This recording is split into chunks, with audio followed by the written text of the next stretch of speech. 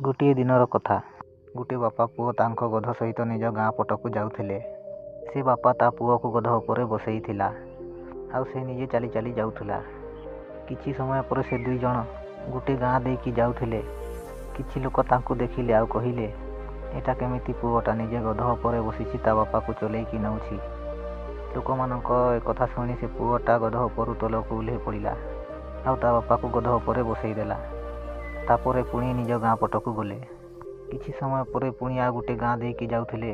ସେ ଗାଁରେ ବି ଲୋକମାନେ ଦେଖିଲେ ଆଉ କହିଲେ କି କେମିତି ବାପା ନିଜେ ଗଧ ଉପରେ ବସିଛି ତା ପୁଅକୁ ଚଲେଇକି ନେଉଛି। ଲୋକଙ୍କ ଏ କଥା ଶୁଣି ସେ ବାପା ବି ତଳକୁ ଓହ୍ଲେଇ ପଡ଼ିଲା। ଆଉ ଏବେ ନା ଗଧ ଉପରେ ନା ବାପା ବସିଥିଲା ନା ପୁଅ। ଦୁଇ ବାପା ପୁଅ ଚାଲିକି ଯାଉଥିଲେ। ସେ ଦୁଇ ଜଣ ଚାଲି ଚାଲି ଜଙ୍ଗଲ ରାସ୍ତାକୁ ପହଞ୍ଚିଗଲେ। ସେ ରାସ୍ତାରେ ଆଉ ଲୋକ ବି ଯାଉଥିଲେ। ସେ ଲୋକମାନେ ଯେତେବେଳେ ଦୁଇ ବାପା ପୁଅଙ୍କୁ ଦେଖିଲେ ସେମାନେ କହିଲେ, କେମିତି ମୂର୍ଖ ଲୋକ ଦେଖ, ନିଜ ପାଖରେ ଗଧ ଥାଇକି ବି ଚାଲିକି ଯାଉଛନ୍ତି। ସେ ଲୋକମାନଙ୍କ ଏ କଥା ଶୁଣି ଦୁଇ ବାପା ପୁଅ ଗଧ ଉପରେ ବସିଗଲେ। ପୁଣି କିଛି ବାଟ ଗଲା ପରେ ଯେତେବେଳେ ଲୋକମାନେ ଦୁଇ ଜଣଙ୍କୁ ଗଧ ଉପରେ ବସିବାର ଦେଖିଲେ ଆଉ କହିଲେ, ଏଇ ଦେଖ କେମିତି ମଣିଷ ଦୁଇ ଜଣ ଏକା ସାଥିରେ ଗଧ ଉପରେ ବସିଛନ୍ତି, ଏ ଗଧକୁ ମାରିବେ ନା କ'ଣ? ଏଇ ଦୁଇ ଜଣଙ୍କ ଭିତରେ ଟିକେ ବି ଦୟା ନାହିଁ। ଏ କଥା ଶୁଣିବା ପରେ ଦୁଇ ବାପା ପୁଅ ବହୁତ ରାଗିଗଲେ। ସେମାନେ ବୁଝିଗଲେ ଆମେ ଯଦି ଏ ଲୋକମାନଙ୍କ କଥା ଶୁଣିବା ଆମକୁ ଆଗକୁ ଯିବାକୁ ଦେବେନି।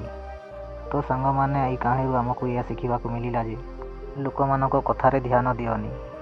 ଯଦି ଲୋକମାନଙ୍କ କଥା ଶୁଣିବା ଆମେ ଦୁନିଆରେ କିଛି କରିପାରିବାନି। ଯେଉଁଟା ତୁମକୁ ଠିକ୍ ଲାଗୁଛି ଆଉ ଯେଉଁ କାମରେ ତୁମର ଫାଇଦା ଅଛି ସେଇ କାମ କର। ତ ଆଜି ପାଇଁ ଏତିକି, ପୁଣି ଦେଖା ହେବା ନୂଆ କାହାଣୀ ସହିତ।